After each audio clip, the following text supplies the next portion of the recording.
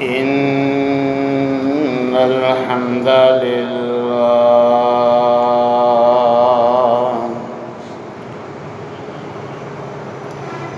نحمده ونستعينه ونستغفره ونعوذ بالله من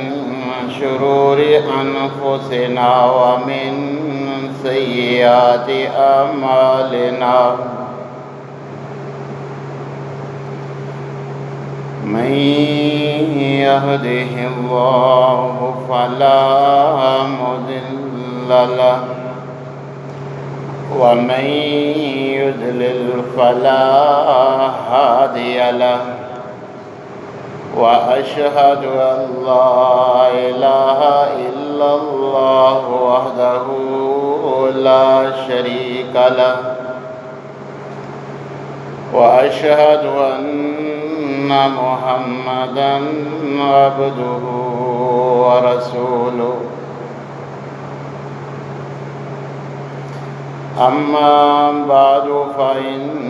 خير الحديث كتاب الله وخير الهدي هدي محمد صلى الله عليه وسلم وشر الأمور محدثاتها وكل محدثة بدعة وكل بدعة ضلالة وكل ضلالة في النار يا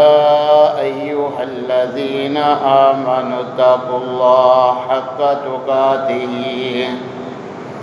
ولا تموتن إلا وأنتم مسلمون يا أيها الناس اتقوا ربكم الذي خلقكم من نفس واحدة وخلق منها زوجها وبث منهما رجالا كثيرا ونساء واتقوا الله الذي تساءلون به والأرحام إن الله كان عليكم رقيبا يا أيها الذين آمنوا اتقوا الله وقولوا قولا سديدا يصلح لكم أعمالكم ويغفر لكم ذنوبكم ومن يطع الله ورسوله فقد فاز فوزا عظيما أما بعد فأعوذ بالله السميع العليم من الشيطان الرجيم من حمزه ونفخه ونفسه بسم الله الرحمن الرحيم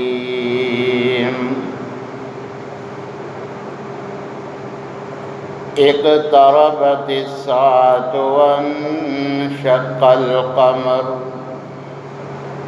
وإن يروا آية يعرضوا ويقولوا سحر مستمر وقال الله في مقام آخر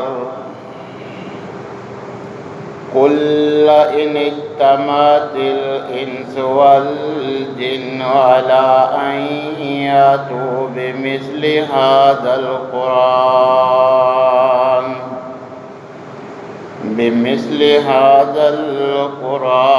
لا يأتون بمثله ولو كان بعضهم لبعض ظهيرا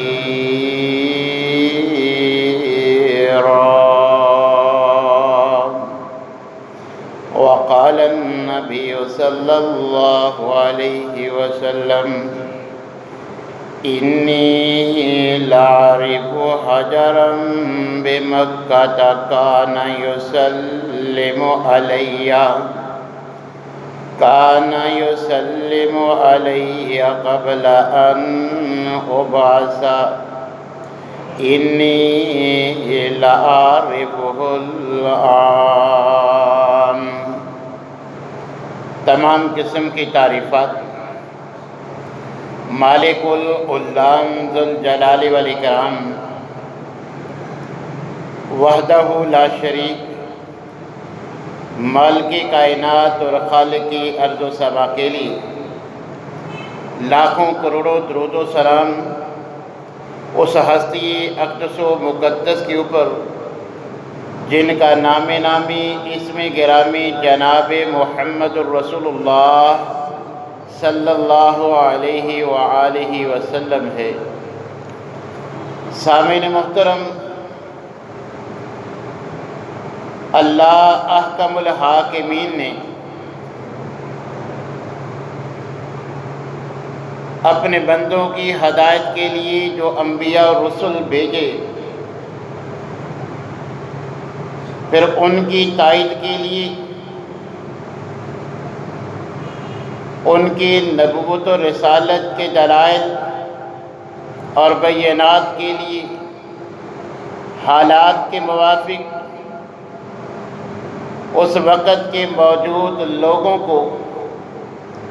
اس نبی اور رسول کی من جانب اللہ ہونے کی دلیل کے طور پر معجزات بھی عطا فرمائے۔ معجزہ کہ جس کا معنی تو عاجز کر دینے والا ہر عمل ہے، کہ جس سے انسان عاجز ہو، جبکہ اصطلاح میں وہ خرق عادت کام اور امر ہے کہ جسے اللہ اپنے نبی یا رسول کے ذریعے ظاہر کرتا ہے۔ انبیاء اور رسل کو ملنے والے معجزات کے بارے میں ہمارا کتاب و سنت کے دلائل کی روح سے یہ عقیدہ ہے کہ جتنے بھی انبیاء اور رسل کو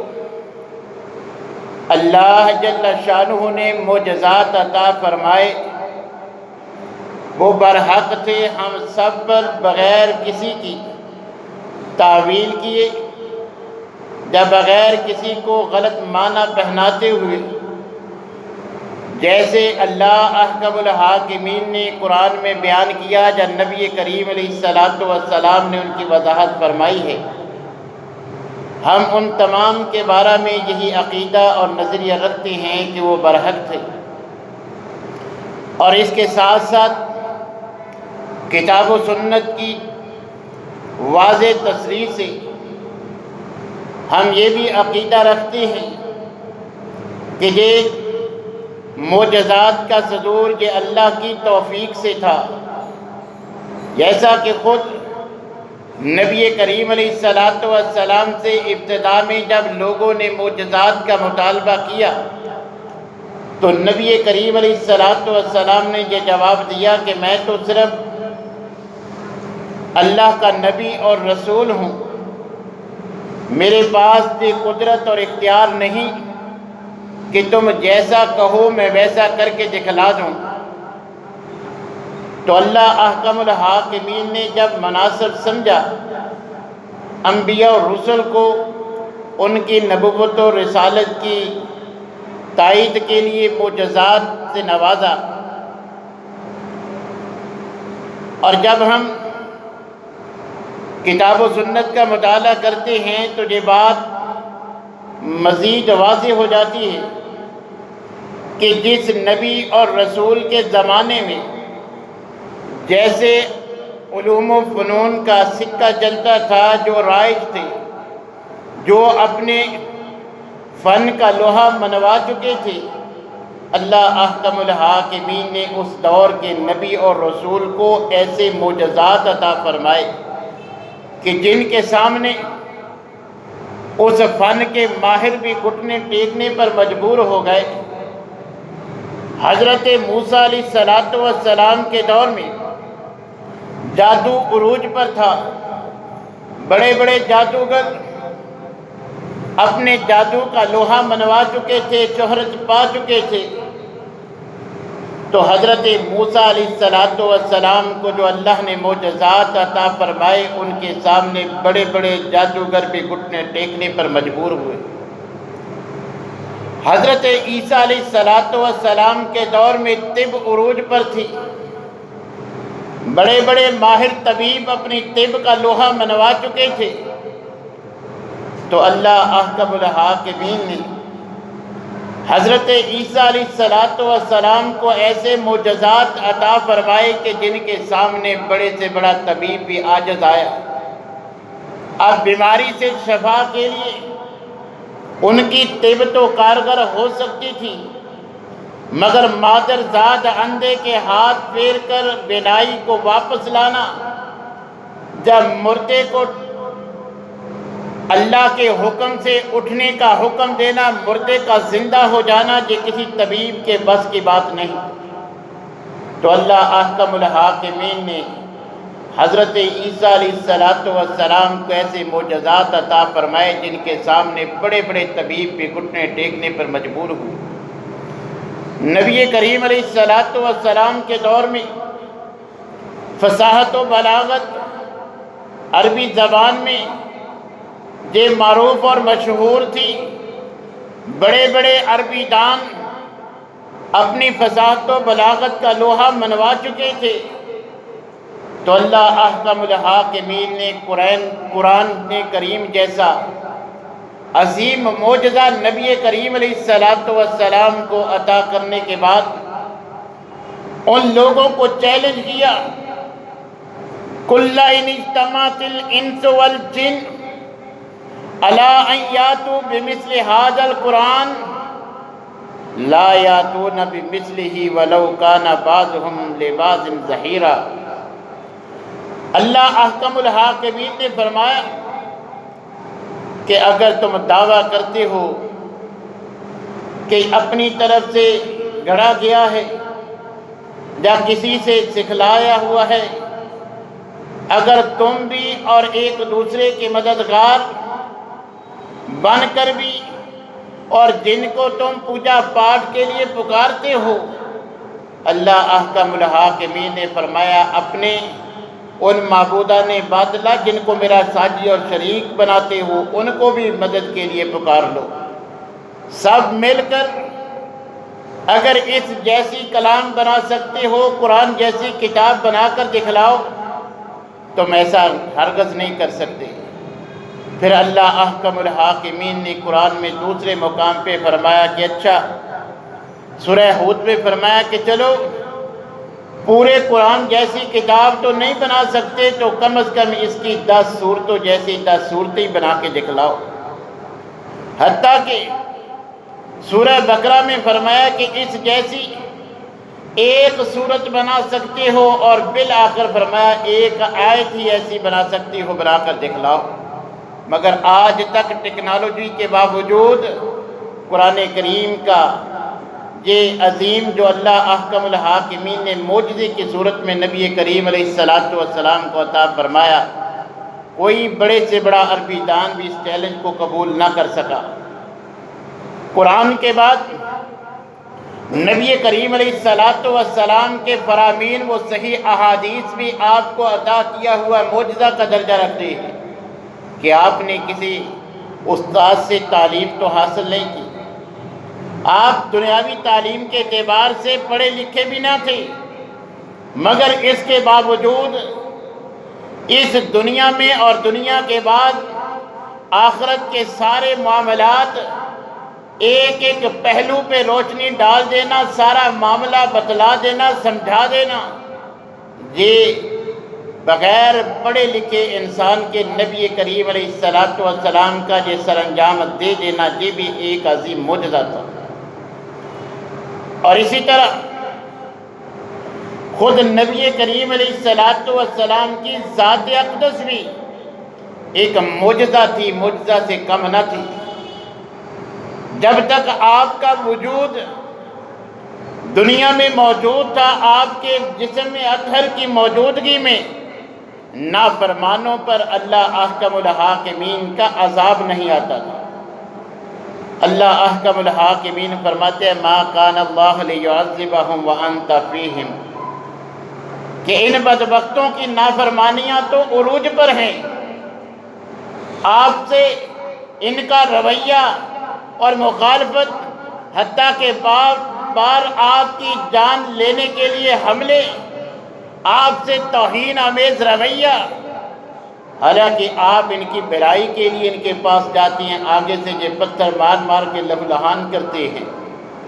ان بدبختوں کے اعمال تو عذاب کے متقاضی ہیں،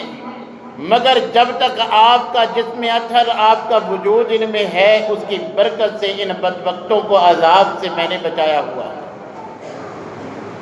اسی طرح جو اللہ احکم الحاکمین نے ہزاروں معجزات نبی کریم علیہ السلام کو عطا کیے، ان میں سے عظیم ترین معجزہ یہ واقعہ معراج ہے کہ بشر ہونے کے باوجود 40 دن کی مسافت اور پھر مسجد اقصی سے 7ویں آسمان تک، یہ رات کے مختصر حصے میں یہ سارا سفر ایک انسان کا بشر ہو کے طے کرنا، اور اس مختصر وقت میں یہ سارا مکمل معاملہ، یہ بھی بذات خود عظیم معجزہ ہے جس سے اللہ احکم الحاکمین نے نبی کریم علیہ السلام کو نوازا۔ نبی کریم علیہ السلام پر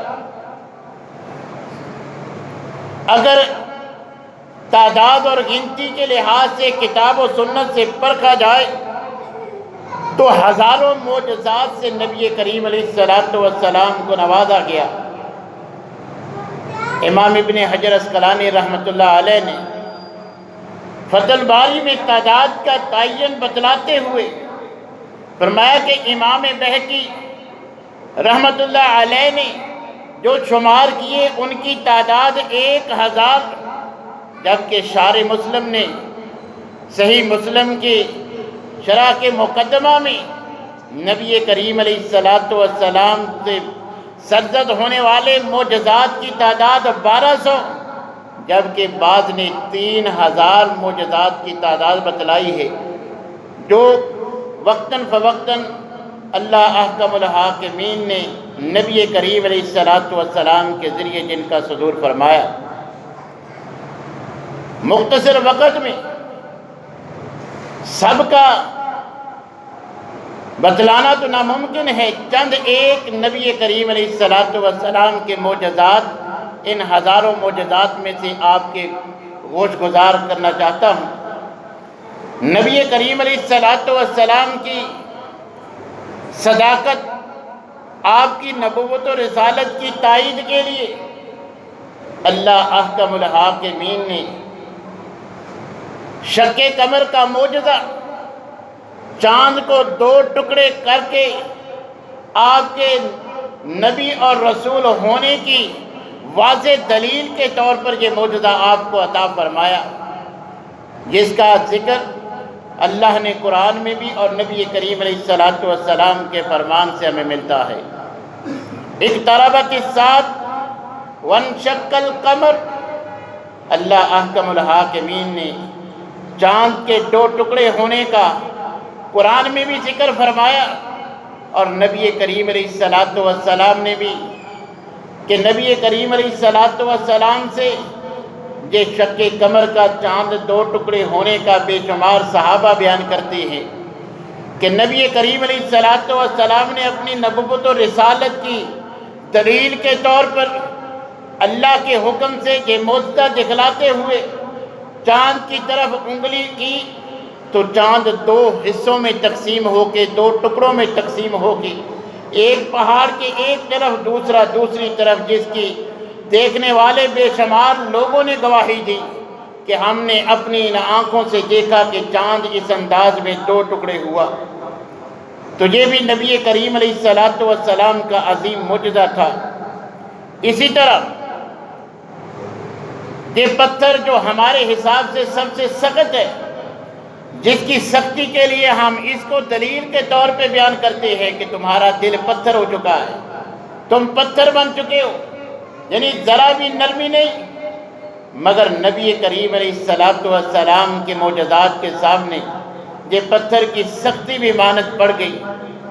نبی کریم علیہ الصلوۃ والسلام کے پاس صحابہ آئے جنگ خندق کے موقع پر کہ اللہ کے رسول، ایک ایسی چٹان خندق کھودتے ہوئے زمین سے نمودار ہو چکی کہ ہم نے اپنی کئی صحابہ نے بار بار کوشش کی مگر وہ ٹوٹنے کا نام نہیں لیتی۔ نبی کریم علیہ الصلوۃ والسلام گئے، صرف ایک ضرب لگائی کہ وہ ریزہ ریزہ ہو گئی۔ صرف یہی نہیں، نبی کریم علیہ الصلوۃ والسلام نے فرمایا، صحیح مسلم کے الفاظ، نبی کریم علیہ الصلوۃ والسلام نے فرمایا، انی لعارف حجرا بمکہ، میں مکہ میں اس پتھر کو اب بھی جانتا ہوں، پہچانتا ہوں، کان یسلم علی قبل ان ابعث، کہ ابھی اللہ نے مجھے نبوت و رسالت عطا نہیں کی تھی مگر اس سے قبل ہی وہ مجھے سلام کیا کرتا تھا، میں اب بھی اس کو پہچانتا ہوں کہ فلاں پتھر ہے۔ حضرت علی رضی اللہ تعالیٰ نے فرماتے ہیں، میں نبی کریم علیہ الصلوۃ والسلام کے ساتھ تھا، میں کیا دیکھتا ہوں کہ جب آپ گزرتے ہیں پہاڑ، پتھر اور درخت آپ کو سلام کرتے نظر آتے ہیں۔ نبی کریم علیہ الصلوۃ والسلام اپنے جانسار صحابہ حضرت ابو بکر و عمر اور حضرت عثمان کے ساتھ احد پہاڑ پہ جاتے ہیں، وہ ان مقدس ہستیوں کو اپنے اوپر پا کے خوشی سے جھومنے لگتا ہے۔ نبی کریم علیہ الصلوۃ والسلام اپنی بابرکت ایڑی لگاتے ہیں اور فرماتے ہیں، اثبت احد، کہ ٹھہر جا، تو جانتا ہے کہ تیرے اوپر کتنے مقدس اشخاص موجود ہیں۔ وہ فوراً حرکت جو ہے وہ بند کر دیتا ہے۔ تو یہ نبی کریم علیہ الصلوۃ والسلام سے صادر ہونے والے معجزات ہیں کہ درخت بھی نبی کریم علیہ الصلوۃ والسلام کی نبوت و رسالت کو پہچانتے ہیں، اللہ کے حکم کی تابع داری کرتے ہوئے آپ کے اشارے پہ اپنی جگہ چھوڑتے نظر آتے ہیں۔ ایک مرتبہ دوران سفر نبی کریم علیہ الصلوۃ والسلام ایک دیہاتی آدمی سے ملاقات ہوتی ہے، اس کو دعوت دیتے ہیں۔ وہ کہتا ہے کہ آپ کے نبی اور رسول ہونے کی کوئی دلیل، کوئی گواہی، کیسے پتہ چلے کہ آپ نبی یا رسول ہیں؟ تو نبی کریم علیہ الصلوۃ والسلام نے فرمایا کہ وہ بیری کا درخت دیکھتے ہو، اگر وہ میرے نبوت و رسالت کی تائید کر دے، گواہی دے دے تو اسلام لے آؤ گے؟ فرمایا کہ ضرور۔ نبی کریم علیہ الصلوۃ والسلام بیڑی کے درخت کو اشارہ کرتے ہیں، وہ زمین چیرتا ہوا آپ کے پاس آ جاتا ہے، 3 مرتبہ آپ کے پوچھنے پر گواہی دیتا ہے کہ آپ اللہ کے نبی اور رسول ہیں۔ وہ دیہاتی جب درخت کی گواہی اس بیری کے درخت کی سنتا ہے، حضرت عبداللہ بن عمر بیان کرتے ہیں کہ وہ وعدہ کرتا ہے کہ میں جا کے اپنی قوم کو بتلاؤں گا، آپ کی نبوت و رسالت کی جو اپنی آنکھوں سے میں نے یہ معجزہ اور دلیل دیکھی ہے، ساری قوم کو بتلاؤں گا، سب کو اسلام قبول کرنے کی دعوت دوں گا۔ اگر وہ مان گئے تو ہم سب آئیں گے، اگر وہ نہ مانے تو پھر بھی میں اکیلا آپ کے پاس آ کے آپ کی بیعت کروں گا، آپ کی دعوت کو قبول کر کے دار اسلام میں داخل ہو جاؤں گا۔ نبی کریم علیہ الصلوۃ والسلام ابتدا میں جب خطبہ جمعہ ارشاد فرماتے، منبر نہیں تھا، کھجور کا خشک تنا، اس پہ آپ ٹیک لگاتے، مگر جب ایک عورت نے عالی شان منبر تعمیر کروا دیا، صحابہ نے اسے اٹھا کے سائڈ پہ کر دیا۔ اگلا خطبہ جمعہ آیا، نبی صلی اللہ علیہ وسلم خطبہ دینے کے لیے ممبر پہ تشریف فرما ہوئے۔ حدیث میں صحابہ بیان کرتے ہیں کہ بچے کی طرح اس نے زار و کتار رونا شروع کر دیا۔ نبی صلی اللہ علیہ وسلم ممبر سے اتر کر اسے بچوں کی طرح پیار کرتے ہیں، چپ کرواتے ہیں، وہ چپ ہو جاتا ہے۔ نبی کریم علیہ السلام صحابہ کو باخبر کرتے ہیں کہ یہ میرے قریب ہوتا تھا، ممبر بننے کی وجہ سے، مجھ سے دور ہونے کی وجہ پر آج یہ رو رہا ہے، اگر اسے چپ نہ کروایا جاتا قیامت تک اسی طرح روتا رہتا۔ نبی کریم علیہ السلام قضائے حاجت کے لیے حضرت جابر ساتھ ہیں، خود بیان کرتے ہیں کہ میں پانی کا لوٹا لے کر آپ کے ساتھ تھا، آپ کو وہ پانی پکڑایا، آپ بستی کے قریب گئے مگر وہاں پردے کی کوئی جگہ نہیں تھی، دو الگ الگ مواقع پہ درخت موجود تھے۔ نبی صلی اللہ علیہ وسلم نے ٹہنی کو پکڑا، اللہ کے حکم سے ساتھ چلنے کے لیے کہا، وہ زمین چیرتا ہوا آپ کے ساتھ چلا۔ صحابی بیان کرتے جیسے میں نے دیکھا کہ اونٹ کی نکیل پکڑ کے اونٹ ساتھ چلتا ہے، وہ درخت ویسے ساتھ چلتا ہے۔ پھر دوسرے کو اسی طرح پکڑتے ہیں، اللہ کے حکم سے چلنے کا کہتے ہیں، وہ بھی ساتھ چلتا ہے۔ پھر دونوں کو ملنے کا حکم دیتے ہیں، مل جاتی ہیں، پھر آپ اپنی حاجت پوری کرتے ہیں۔ صحابی کہتے ہیں میں اپنے آپ سے بھی باتیں کر رہا تھا، میں نے نبی صلی اللہ علیہ وسلم کی آواز سنی، آپ تشریف لا چکے تھے، میں نے فوراً ان درختوں کی طرف دیکھا، وہ دوبارہ اپنی اصل جگہ پر جو ہے وہ جا چکے تھے۔ نبی کریم علیہ السلام ایک دیہاتی کو دعوت دیتے ہیں، وہ معجزے کا مطالبہ کرتا ہے، کوئی نشانی مانگتا ہے۔ آپ نے کھجور کی طرف اشارہ کرتے ہوئے فرمایا کہ اگر اس کھجور درخت کے یہ ٹہنی یہ گواہی دے دے تو کیا تم مانو گے؟ آپ اشارہ کرتی ہے، کھجور سے الگ ہو کر وہ ٹہنی آ کے آپ کی تائید کر دیتی ہے، وہ انسان دار اسلام میں داخل ہو جاتا ہے۔ اسی طرح نبی کریم علیہ السلام کی ذات بھی ایک بذات خود معجزہ تھی، مگر آپ کا لعاب کہ جس سے بے شمار احادیث میں واقعات موجود ہیں کہ آپ ہجرت کے لیے غار میں ہیں، حضرت ابوبکر صدیق کے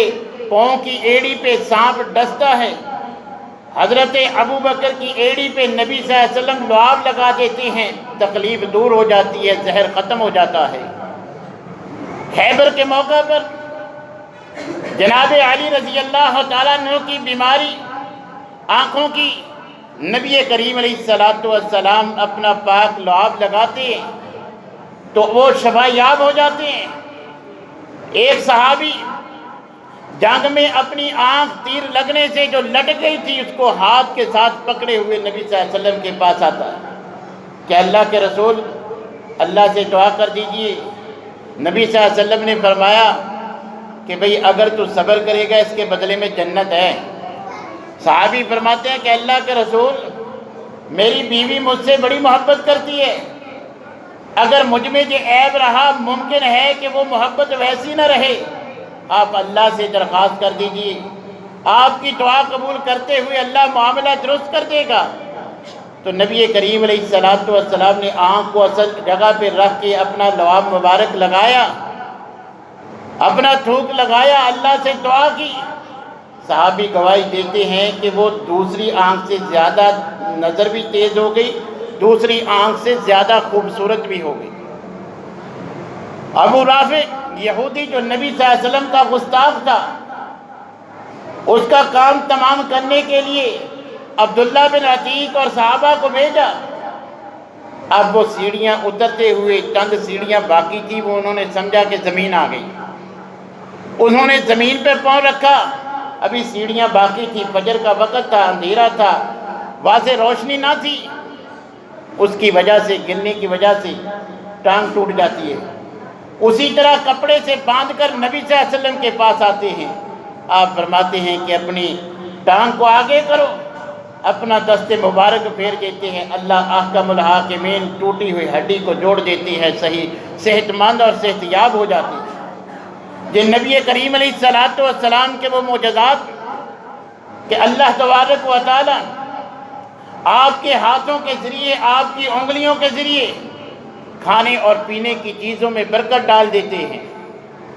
حضرت جابر رضی اللہ تعالیٰ عنہ بیان کرتے ہیں کہ میرے والد عبداللہ پہ قرض تھا، جنگ احد میں شہید ہو گئے۔ اب قرض والی مطالبہ کرتے ہیں، مگر مجھے کھجوریں دیکھتا ہوں تو بڑی جو ہے وہ پریشانی کہ کہیں ایسا نہ ہو کہ یہ ساری کھجوریں دے کر بھی قرض ادا نہ ہو۔ نبی کریم علیہ السلام سے درخواست کی، معاملہ ان کے سامنے رکھا تو آپ نے فرمایا کہ کھجوروں کو ان کی قسموں کے اعتبار سے، کوالٹی کے اعتبار سے الگ الگ ڈھیر بنا لو، کل میں تشریف لاؤں گا، وہ الگ الگ ڈھیر بنا لینا۔ نبی صلی اللہ علیہ وسلم اگلے دن گئے، ان کے گرد چکر لگایا، اللہ سے برکت کی دعا کی، ایک ڈھیر پہ بیٹھ گئے اور فرمانے لگے کہ جابر اب تم لوگوں کو جو قرض دار ہیں، جن کا قرضہ تیرے والد نے دینا تھا، اب ان کو بلاتے جاؤ اور ماپ کے ان کو دیتے جاؤ۔ حضرت جابر فرماتے ہیں کہ میں نے تو سوچا تھا کہ چلو نبی صلی اللہ علیہ وسلم کی تشریف آوری سے ایک تو میرے ساتھ سخت جملے نہیں بولیں گے، اگر کسی کا کم ہو گیا ہو سکتا ہے وہ معاف کر دے، یا کم از کم کوئی زیادہ سخت رویے کا آپ کی موجودگی کی وجہ سے سامنا نہیں کرنا پڑے گا۔ میں نے تو یہ ذہن میں سوچا تھا، مگر میں کیا دیکھتا ہوں کہ تمام قرضے والوں کا قرضہ ادا ہو چکا ہے، اور پھر بھی ایسے لگتا ہے جیسے ڈھیر سے ایک کھجور بھی کم نہ ہوئی ہو۔ نبی کریم علیہ السلام سے یہی حضرت جابر رضی اللہ تعالیٰ کہ جن کے گھر صرف 2.5 کلو جو ہے وہ جو ہیں جن سے آٹا بن سکتا ہے، یہ معمولی سا آٹا جو چند افراد کھا سکتے ہیں،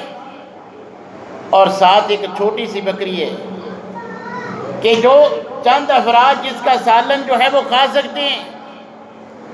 نبی کریم علیہ السلام کی بو کا جب بیگم کو بتلاتے ہیں، وہ اس کا اہتمام کرتی ہیں کھانے کا، اور ساتھ کیا کہتی ہیں کہ دیکھنا اب تمہارے سامنے ہے صرف 2.5 کلو آٹا ہے، یہ ایک چھوٹی سی بکری کا بچہ جسے اب لیلا کہتے ہیں، اس کا تو سالن بنایا ہے، اب ایسا نہ ہو کہ تم سب کو بلا لاؤ، مجھے بھی رسوائی کا سامنا کرنا پڑے، زیادہ مہمان ہوں گے، کھانا کم پڑ جائے گا، شرمندگی کا باعث بنے گا، لہذا تم جا کے نبی صلی اللہ علیہ وسلم کے کان میں یہ بات کہہ دینا۔ تو نبی صلی اللہ علیہ وسلم کو جب بتایا گیا تو نبی صلی اللہ علیہ وسلم جو 7 صحابہ ہیں ان تمام کو ساتھ لے لیتے ہیں، اور حضرت جابر سے کہتے ہیں کہ تم گھر جاؤ، میرے آنے سے پہلے ہنڈیاں تم نے اتارنی نہیں ہے، اور آٹے کی ابھی روٹیاں بنانا شروع نہیں کرنی۔ آپ گئے، دونوں میں اپنا لعاب ڈالا، اللہ سے برکت کی دعا کی، اور فرمایا کہ سالن چولہے سے ہنڈیاں نہیں اتارنی، اسی طرح جو ہے وہ ڈال کے دیتے آؤ، اور روٹیاں پکانے کے لیے فرمایا کہ دیگر خواتین کا بھی اہتمام فرما لو۔ تو حضرت جابر بیان کرتے ہیں کہ 1000 کے قریب، یہ 2.5 کلو آٹے کا جو ہے وہ صرف گوندا ہے جو کا، 1000 کے قریب جو ہے وہ نبی کریم علیہ السلام کے صحابہ جو ہے وہ اسی آٹے سے گوندی ہوئی روٹیاں جو ہے وہ کھاتے ہیں، اور وہ سالن بھی جو تھوڑا سا تھا تمام صحابہ جو ہے وہ پیٹ بھر کے کھاتے ہیں، پھر بھی جو ہے وہ سالن کم نہیں ہوتا۔ نبی کریم علیہ السلام کے ہاتھ کی برکت کا تو عالم یہ تھا کہ ایک صحابی نے درخواست کی کہ راشن چاہیے،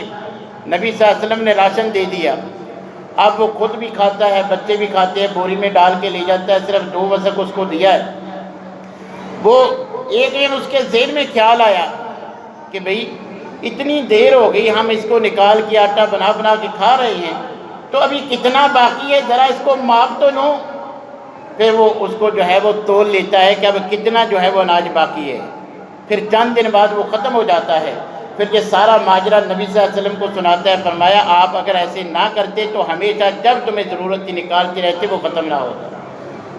چند قطرات پانی نبی صلی اللہ علیہ وسلم کے ہاتھ کی برکت سے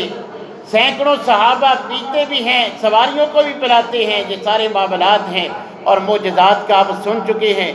کہ نبی کریم علیہ السلام کو جو اللہ نے معجزات عطا فرمائے، ان میں بعض کے نزدیک 1000، بعض کے نزدیک 1200 اور بعض کے نزدیک 3000 ان کی تعداد ہے۔ لہٰذا ہمارا عقیدہ ہے کہ تمام انبیاء اور رسل کو جتنی بھی اللہ تعالیٰ نے معجزات عطا فرمائے ہم سب کو قبول کرتے ہیں، اور یہ اللہ کی توفیق سے تھا، کسی نبی اور رسول کے از خود بس میں نہ تھا کہ وہ ایسا معاملہ کر سکیں۔ یہ کتاب و سنت کی دلائل کی روح سے ہم ان معجزات کے بارے میں عقیدہ رکھتے ہیں۔ اللہ تبارک و تعالی ہمیں کتاب و سنت